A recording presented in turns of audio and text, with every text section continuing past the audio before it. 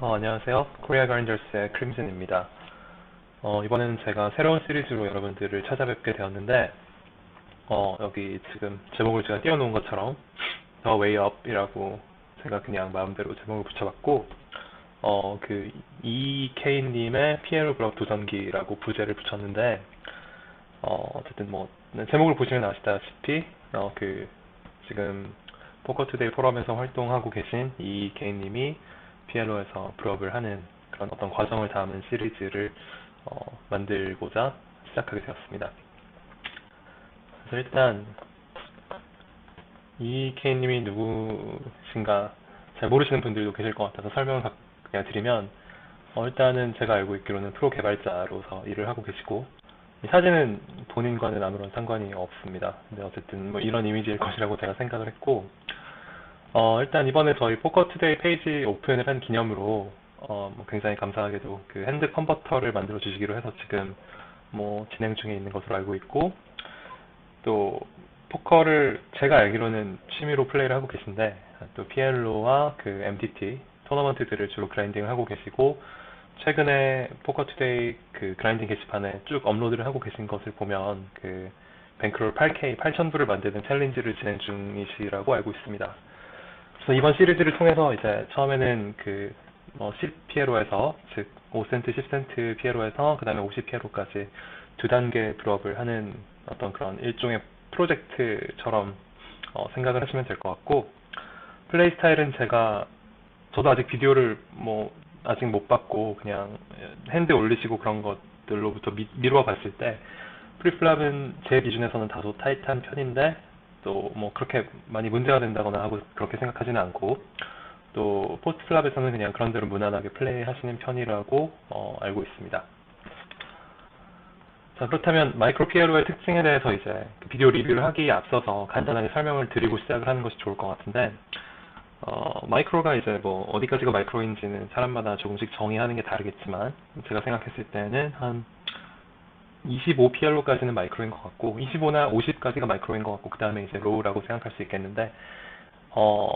이 마이크로 PLO의 특징들, 마이크로 PLO를 주로 플레이하는 어떤 레귤러나 혹은 그 어떤 레크레이셔널 플레이어들의 특징들을 보면,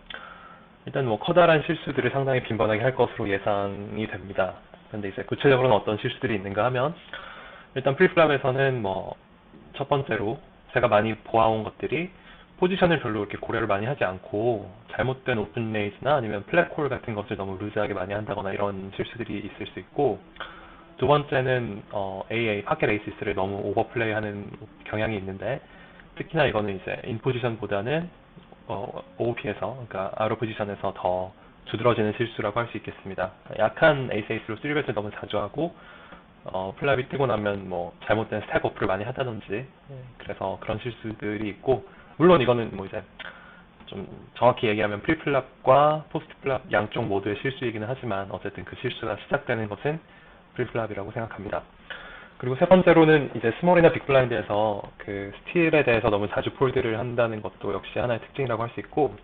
그 다음에는 이제 멀티웨이에서 약한 핸드들을 과대평가하는 경향을 들 수 있겠습니다. 예를 들면 뭐 킹, 잭, 세븐, 식스, 더블 스웨트 같은 게 있으면, 이거는 사실 멀티웨이 들어가면 그렇게 강한 어떤 플레이를 하기가 좀 어려운 핸드인데, 핸드가 그냥 뭐 적당히 괜찮은 것 같고 예뻐 보이니까 플레이를 많이 하는 그런 실수가 상당히 자주 보인다고 생각합니다.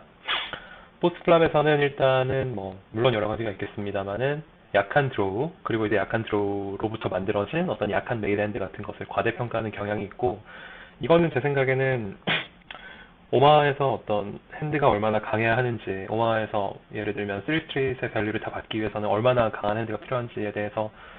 많은 분들께서 제대로 이해를 하지 못하고 계셔서 그런 거라고 생각하는데, 뭐 예를 들면 그냥 그 투카드 포커 게임, 즉 홀덤에서는 뭐 플러시 대 플러시가 부딪히는 경우도 굉장히 적고, 보트 대 보트가 부딪히는 경우는 더욱더 적고, 뭐 그렇기 때문에 일단 뭔가 메이드핸드를 만들면 이거로 충분히 밸류를 뽑아올 수 있다고 생각을 하고, 또 그게 대부분 이제 맞는 어떤 플레이임에도 불구하고 피알로에서는 그렇지가 않습니다. 왜 그렇지 않은가에 대해서는 제가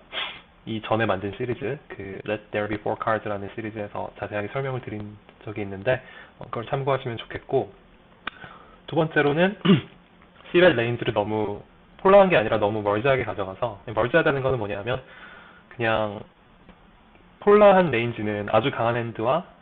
혹은 아주 강한 핸드들과 아주 약한 핸드들로는 배팅을 하고 중간에 있는 것은 책백을 하는 게 이제 폴라한 레인지라고 보면, 멀지는 그 반대로 그냥 위에서 뭐 상위, 중상위 정도까지 잘라서 그냥 시벳을 하고 나머지를 다 책백하는 게 이제 멀지라고 할 수 있겠는데, 어쨌든 그렇게 너무 많이 멀지된 시벳 레인지를 가져가는 게 하나의 특징이라고 할 수 있겠습니다. 이것은 항상 실수라고 보기에는 좀 어려운데,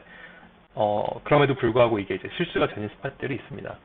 그리고 세 번째는 기본적으로 폴드를 많이 하지 않기 때문에, 히어로 콜을 하는 게 히어로 폴드를 하는 것보다는 훨씬 더 빈도가 높다고 생각합니다.